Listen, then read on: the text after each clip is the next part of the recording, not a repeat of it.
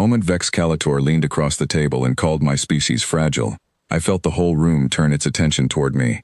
Not one alien blinked. Not one sound was made. Every eye, every sensor, every strange organ built for seeing in this dim, humming chamber locked onto me at once.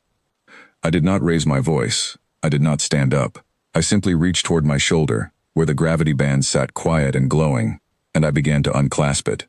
Nobody in that room understood what was about to happen, but I did. We were 40 minutes into the trade summit aboard the vessel called Threnodi's Accord, a ship built by a coalition of 11 species, none of them human. I was the only person from Earth at that table, sent here to negotiate resource rights on behalf of a planet that, until 6 months ago, nobody in this part of the galaxy had even bothered to name. The chamber itself was cold and vast, shaped like a shallow bowl with a circular table at its center. Around that table sat beings of crystal, beings of vapor held together by thin membranes, beings with too many joints and beings with none at all. Each of them wore a device clipped somewhere on their body, a small band that pulsed with soft light. I wore one too, on my left shoulder, its hum barely noticeable after weeks of living with it. Vex Calator sat directly across from me. His skin looked like cut glass, sharp and faceted, catching the light every time he moved. His voice, when it came, was smooth and slow, the kind of voice used to being obeyed. He said humans were an interesting case. He said we built machines to keep our own bodies from breaking. He said, without quite smiling, that a species which cannot survive its own gravity without assistance is not a species built for the stars. A few of the others made sounds I did not recognize. Sharp clicks.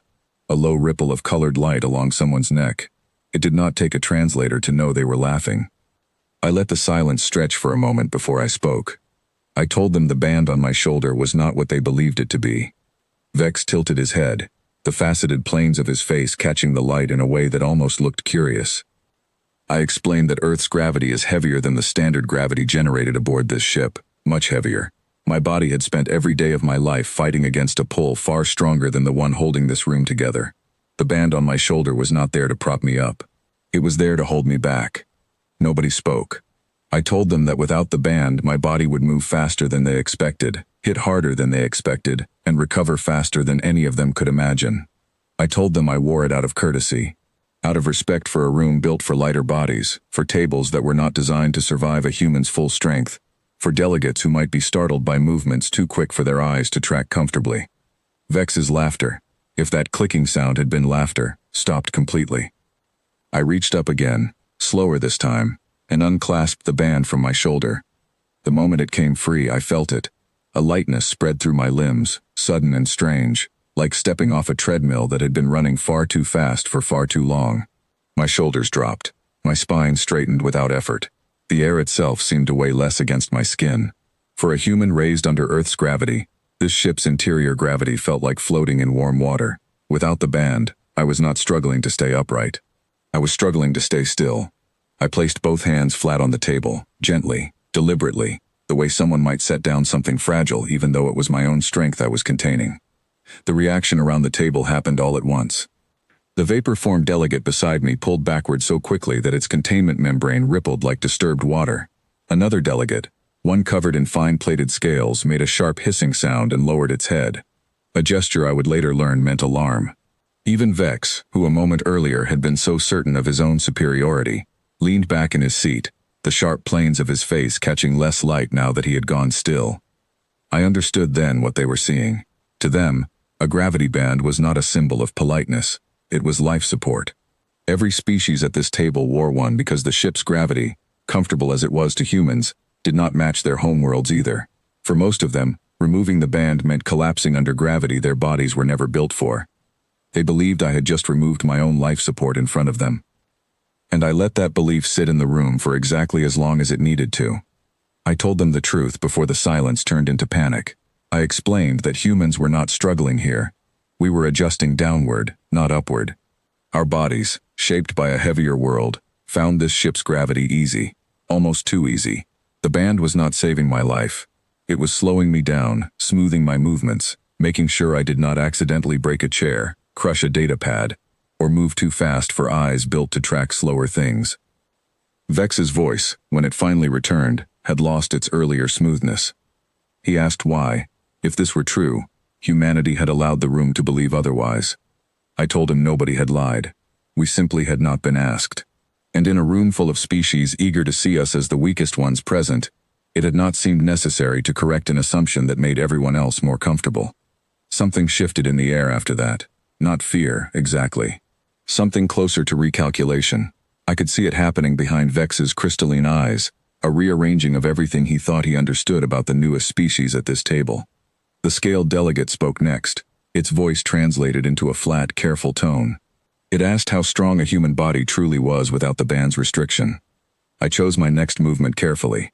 I picked up the metal cup in front of me, the one holding whatever pale liquid had been provided as a gesture of hospitality, and closed my hand around it slowly. I did not crush it. I simply held it, showing them the control rather than the power, letting them see restraint instead of force. I told them strength without control was not something to fear. It was something to trust. A species capable of holding back, even when holding back required effort, was a species capable of choosing peace over dominance. Vex studied me for a long moment. Then, in a voice quieter than before, he asked why I had chosen to reveal this now, in the middle of a negotiation that had, until a few minutes ago, been leaning heavily in his favor. I told him the truth. I had grown tired of being underestimated at a table where my planet's future was being decided. I did not need to threaten anyone to be taken seriously. I only needed them to understand what they had been looking at from the very beginning. For the first time since the summit began, nobody at the table made a single sound. I reached down and clipped the band back onto my shoulder, not because I needed it, but because the choice mattered more than the demonstration. I wanted them to understand that removing it had been a decision, not a necessity, and putting it back on was another decision entirely. Respect, once earned, did not require constant proof. The hum of the band returned, soft and steady, and my body settled back into its familiar, careful rhythm. Vex Calator straightened in his seat. The sharp edges of his expression had softened into something more measured, more careful. He said slowly that perhaps Earth's terms deserved a second review. Around the table, the mood had changed entirely. The vapor-formed delegate's membrane had stopped rippling. The scaled one had lifted its head again, watching me now with something that looked almost like respect. Even the quiet murmurs that had followed every one of my earlier statements had stopped, replaced by an attentive stillness that had not existed before. I did not smile. I did not need to. I simply nodded, thanked them for their consideration, and suggested we return to the terms on the table, this time as equals rather than as a species being humored out of politeness. Vex agreed. So did the others, one by one, their earlier confidence replaced by something far more careful. As the negotiation resumed, I kept my hands folded gently in my lap, the gravity band humming quietly against my shoulder, a small weight that no longer needed to prove anything at all. The room had learned what my planet already knew. Strength was never the question. Restraint was.